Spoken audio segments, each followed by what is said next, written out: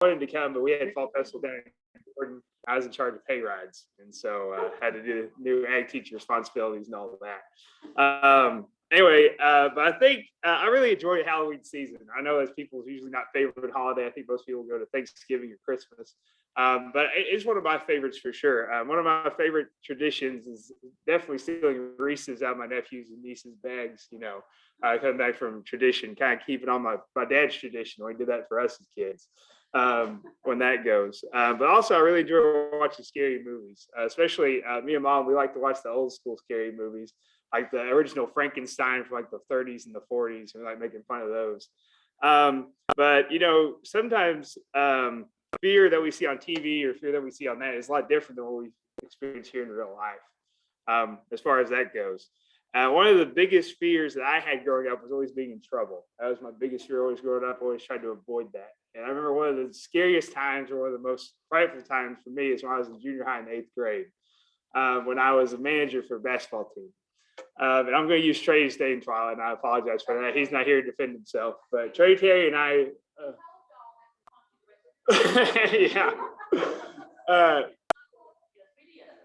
Trey and I, we were managers of the high school basketball team. We were in junior high. Trey was in 6th grade. And anyway, coach asked us to message a mutual friend of ours to let him know that practice was going to be for the junior high game, or for junior high practice next day. And so one of us had his phone number, the other one didn't. So we thought it'd be really funny to act like we were somebody else when we were texting them. And so we did very traditional junior high humor, where we asked him like who his boyfriend was, what his bra size was. I mean, not very funny now, obviously, but but for our junior high mind, we thought that was the funniest thing we'd come up with.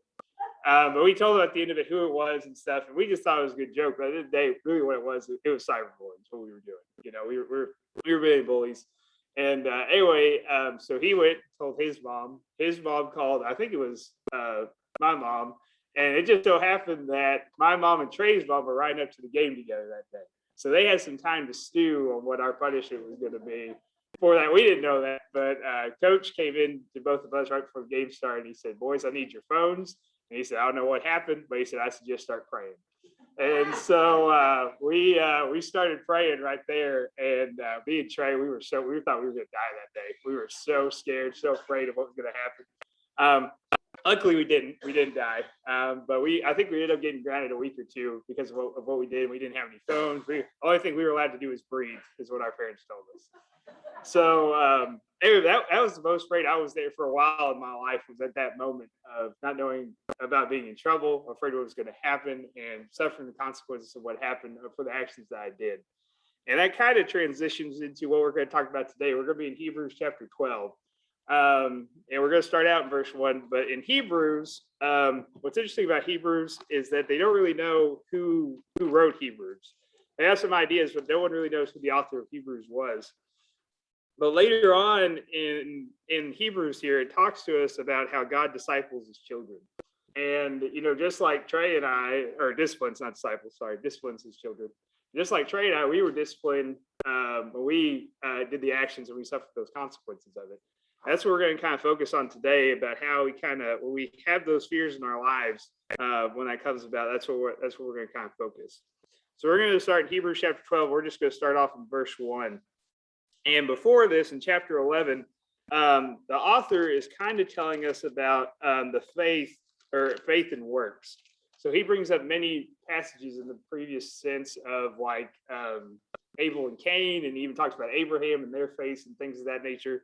And so he leads all that up to kind of sum up everything he's talking about there at the beginning of chapter 12, where it says, "Therefore, since we are surrounded by such a great cloud of witnesses, let us throw off everything that hinders, that sin that so easily entangles.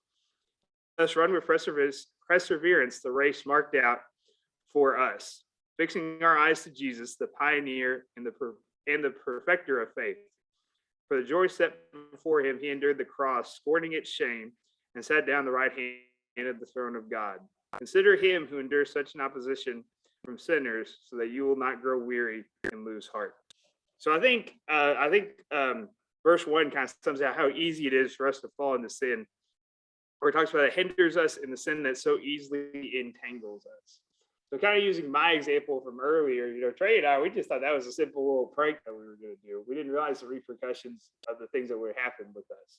I think that's how kind of sin creeps up into our lives. We don't think it's going to be this big, huge issue. It's just a one little white lie.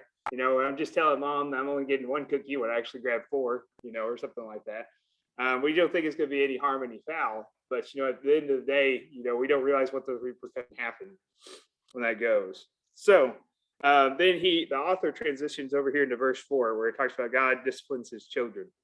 In your struggles against sin, you have not yet resisted to the point of shedding your blood, and you have completely forgotten the words of encouragement that address you as Father addressed his son. It says, my son, do not make light of the Lord's discipline. Do not lose heart when he rebukes you. Because the Lord's discipline, the one he loves, and he chastens everyone he accepts as his son. Enduring hardship as discipline, God is treating you as his children. For what children are not disciplined by their faith? If you are not disciplined, and everyone undergoes discipline, then you are not legitimate, not true sons and daughters at all. Moreover, we have all had human fathers who disciplined us and will respect them for it. How much more should we submit it to the Father of spirits and live? They disciplined for us for a little while as they thought best.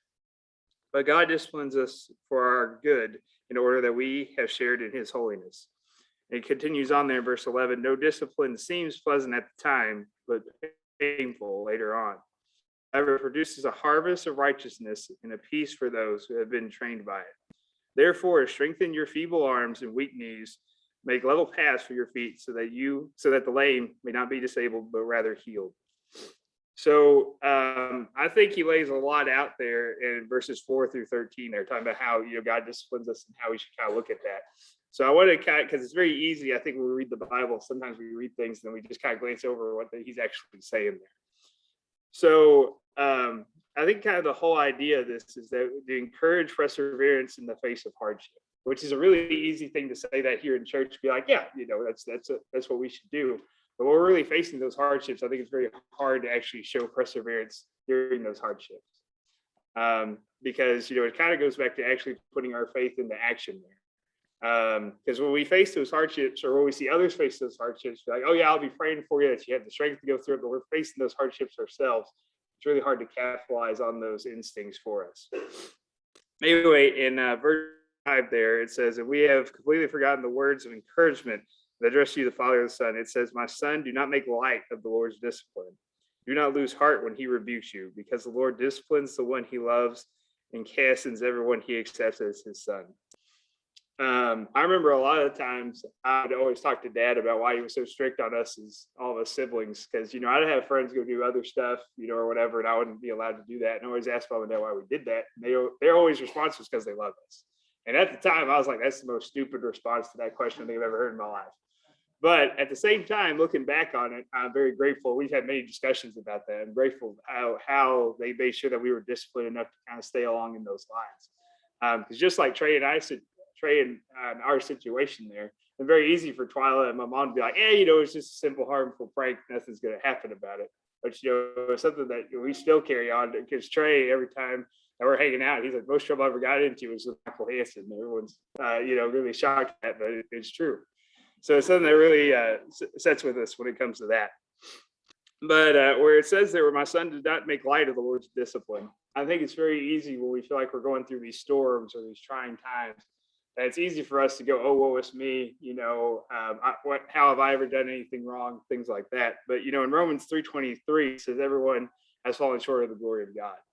And so even, if we're checking all of our boxes off of being the perfect Christian, we're still going to face trials, and there's still areas where we're falling short of the glory of God, because we are not God. That's just the plain fact. So we need to be, making sure that we are not making light of the Lord's discipline and trying to see what he's trying to teach us in that situation. But we don't need to lose heart when he rebukes us either. Just because he's disciplining us doesn't mean that he doesn't love us. Doesn't mean that he's not there for us. Doesn't mean that he's showing compassion for us. We still need to remember that the reason why he's doing this is because he loves us. Because as Christians, I believe that we are called up to a higher standard than just being a normal person in everyday life. We are called to set the example of what a Christian is, and set the example of how life should be, in my opinion. So if we are to do that, we need to be making sure that we're checking not checking all the boxes, but making sure that we're holding ourselves to those standards. And so when God is going us through these trials or trying to teach us something in that lesson, we need to figure out what that is. Because it goes on there in verse 6 where it says, because the Lord disciplines the one he loves, and he chastens everyone he accepts as his son. And then it goes on to verse 7 where it says, endure hardship as discipline. So it's saying when we're going through those hardships, we need to realize that this is discipline and where God's trying to direct us or where he's trying to lead us to. Most of the time I'll be going through a hardship in my life, and I call it a 2x4 moment when you realize what God's trying to do in your life.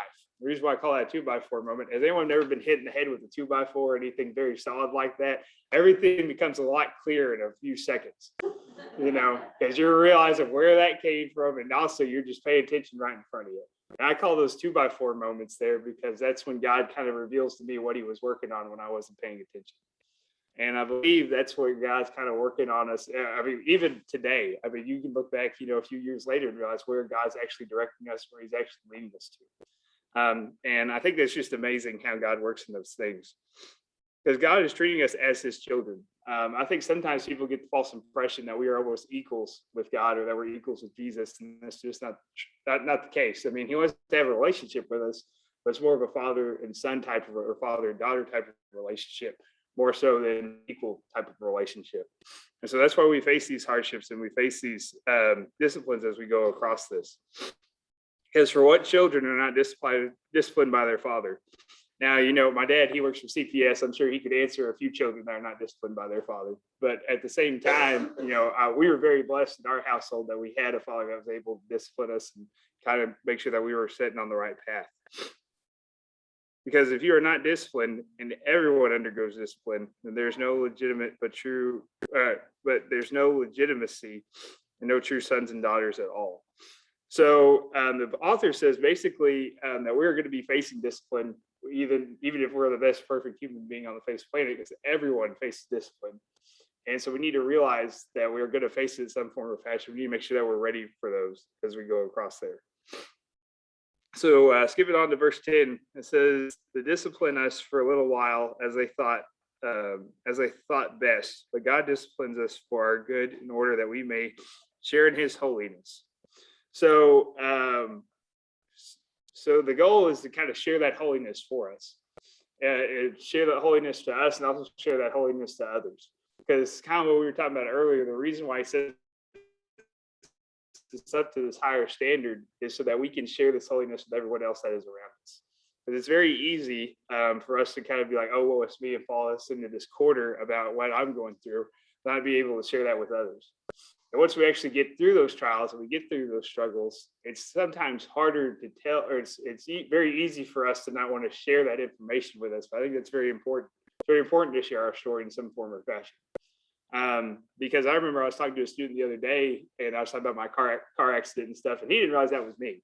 He thought it was some other teacher, and he was very impressed at the way that how I was coming. And we both kind of grew a respect for each other once we had that conversation. And so people either gain a respect or kind of realize where you've come from based off the past that you've been through. Because it's very easy, especially it can be easy for people to be like, well, look at Michael, he's got all of his life together, which I do not. But it's very easy for people to look at that from the outside. If you're not willing to share where you came from, then they're going to think, well, I can never meet that level of perfection. How on earth can I get there? And if we don't share our story with those people, they're not going to realize how we can get there through our stories from Christ. So in verse 11, it says, "No discipline seems pleasant at the time, but painful. Later on, however, it produces a harvest, righteousness, and peace for those who have been trained by it." So no discipline seems pleasant at the time. I remember many times I'd be in practice with Coach Broussard. I remember many practices where I was like, why on earth are we doing drills again? Why on earth are we weightlifting? Because none of it seems pleasant. But we were able to be successful during those times. Or even I remember with Mr. Qualls, we'd be training for UIL mathematics. I'd be, why on earth are we going over the same equation over and over and over again? But I got, those equations we would see later on in the test and things of that nature. And so, just because no discipline seems pleasant at the time, it actually, as the author says, is but painful. And most of the time when we go through these trials, we go through these storms in life, they are painful. We're not really looking forward towards those.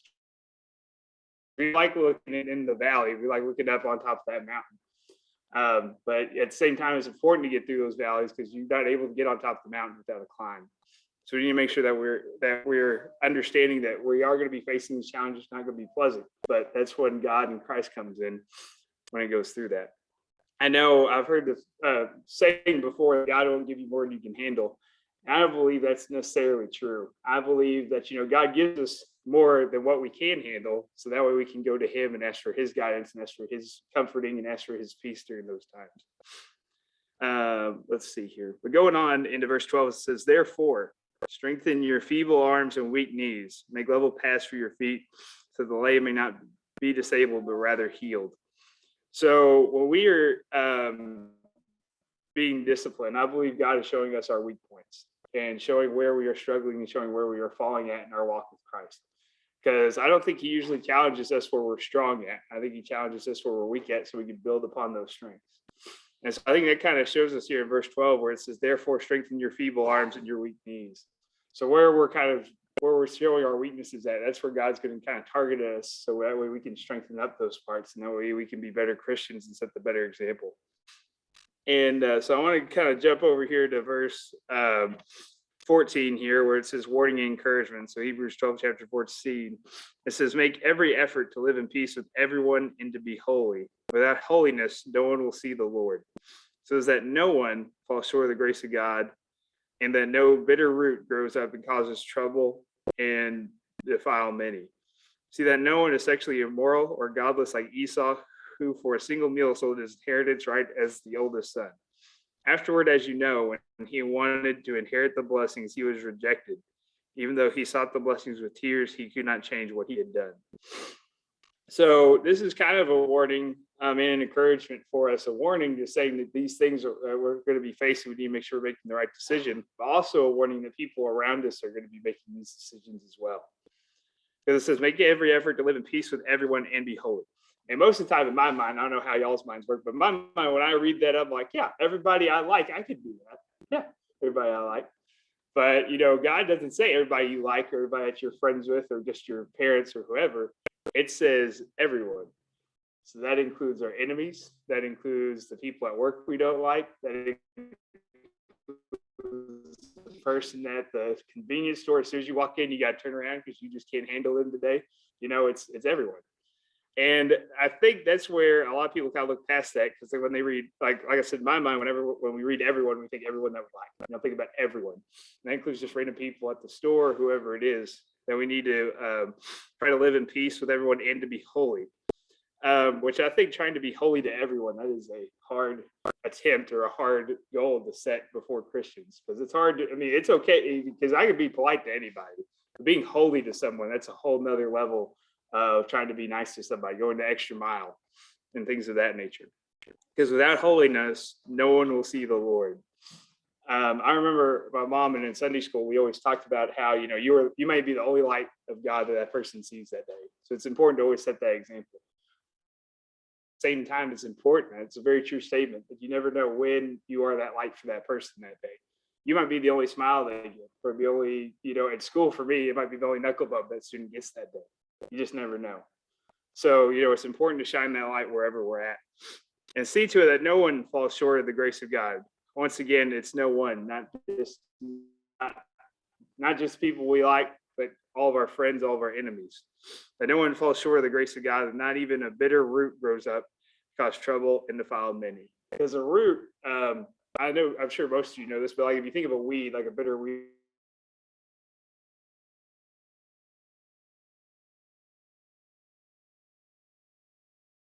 try to catch those as soon as you can and try to eradicate that. That doesn't mean it's going to happen overnight. It may take time, it may take effort, but that's why it's important that we stay dedicated to those things. And I think it's funny that they bring up the story of Esau. I think Esau is a pretty interesting story. It talks about how for one single meal, and in the Old Testament, it even says just a bowl of soup. It's not even a good T-bone steak. It's a bowl of soup that he gives for a single meal. He sold his whole inheritance right as the oldest son. And I think that goes to show like how willing as humans sometimes are to break away from what their Christian values are. Because I remember even when I was in high school, sometimes I wouldn't pray before a meal because I thought that might be an awkward situation in front of somebody. So I didn't want to do that. And so, I think it's pretty easy to kind of see how we can fall astray of these things. We're not following the correct path and following those as that goes. It says in verse 17, afterward, as you know, when he wanted to inherit this blessing, he was rejected, even though he sought the blessings with tears, could not change what he had done. I think everyone's probably heard this terminology or this kind of idea before, but you squeeze all the tube out of the toothpaste, but you can't get all back in.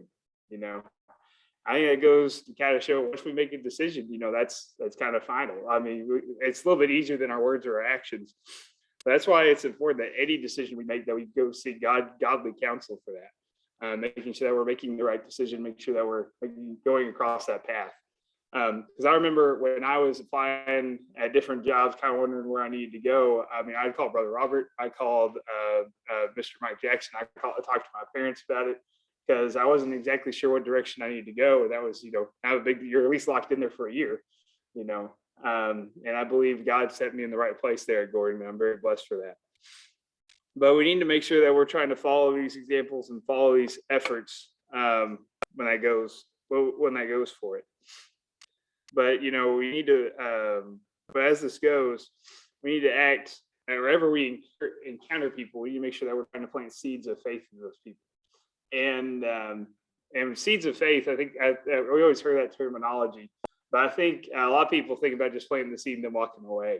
But we don't know what sort of soil that we're planting that seed into. We don't know what sort of experiences that they have with that godly background. So it might be concrete that we're trying to plant that seed into, because they are very negative about it.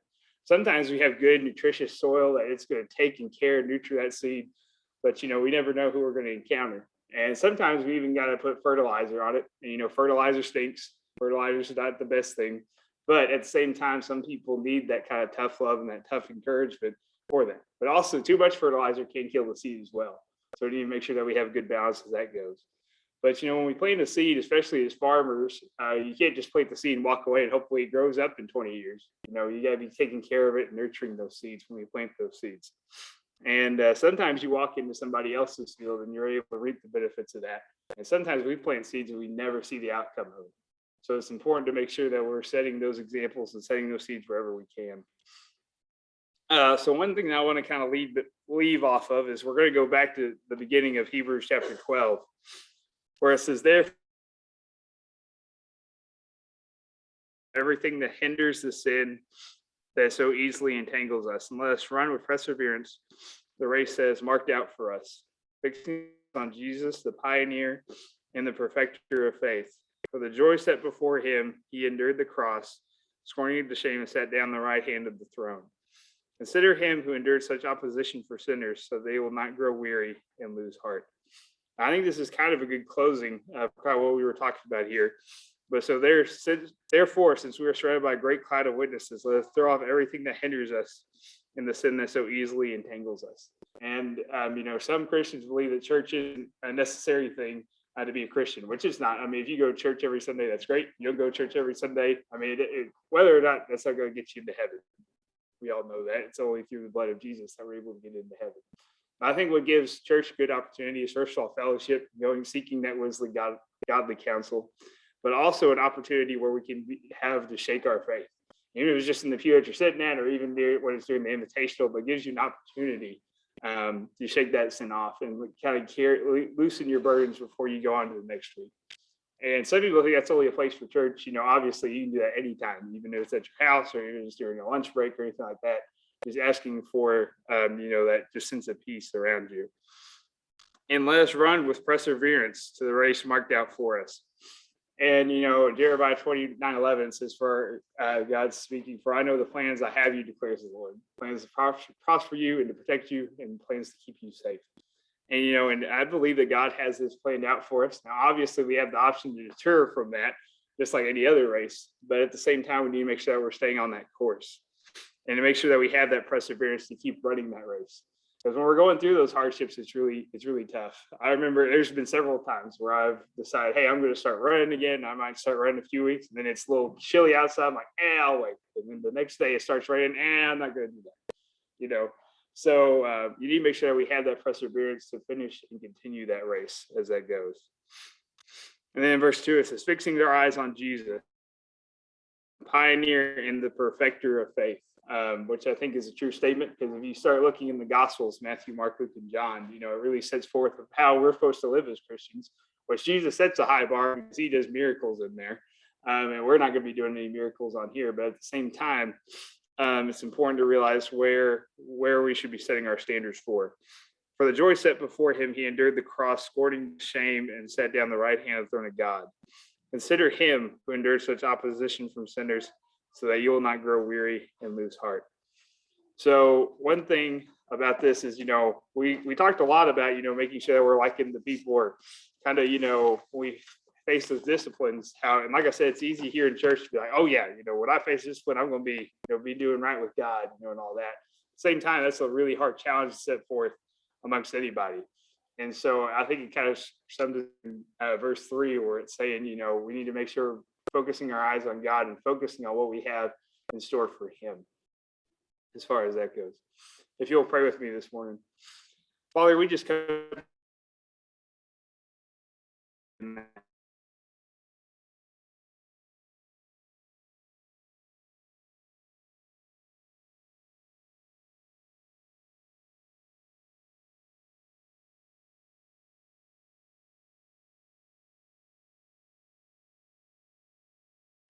But Father, I ask us that you give us encouragement, you give us that wisdom, you give us that guidance, Father, as we face those. Just give us the wisdom and the guidance to realize how we can be doing better, and how we can be helping those around us that are struggling, and how we can help ourselves when those are struggling. Whether that be finding good counsel, whether that be finding more information in your word, Father, or whatever that would be, Father. We ask that you kind of help us as we go through that. Father, as we just have an invitation, Father, Lord, I just ask that your presence be here. I ask that you just kind of work in this room and be with those around us, Father. And Father, I just thank you for allowing us to be here today and just be able to have an opportunity to just study and talk about your word, Father. In Jesus' name that we pray, amen.